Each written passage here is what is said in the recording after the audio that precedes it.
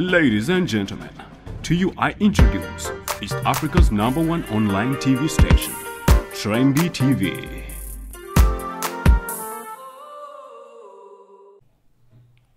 Mwasuze mutya nyongera okubebaza mwenna abawagizi baffe abali mu bitundu ebyenjawulo mwenna ababeera nga mwekuumira ku mukutu guno ogwa Trendy TV kyemukola kyamaanyi.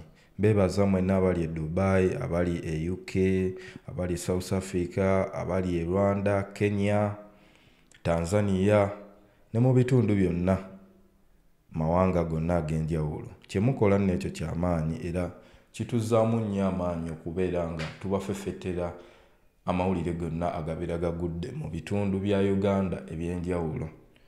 Agaliwo kati gazaamu amaanyi era buli muntu kyabadde asabirira okulaba nga amagye ne poliisi gava era n'okuta omwami Kyagulanyi abantu gwe bagamba nti gwe balonda mu kalulu akobwa pulezidenti akawedde.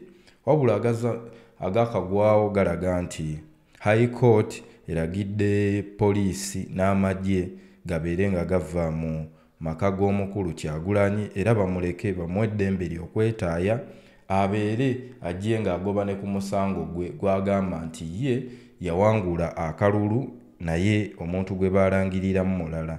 Wabula beera nga weekuumira ku mukutu guno tubeere nga tugoberera emboozi eno tubeere nga tukutuusaako byonna kuba bamagye era obamanyi aba Uganda kooti era esobola okulagira ne basigala nga bakyalemedde mu maka g'omusajja.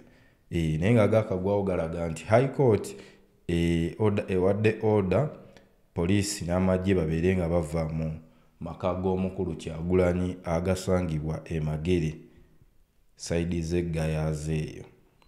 Kituzaamu amaanyi. Wabula gw'ataana subscribinga beera nga osubscribinga onyige n'akadde obeere nga tukutuusaako updates ez'enjawulo. Trendy TV. Yeah.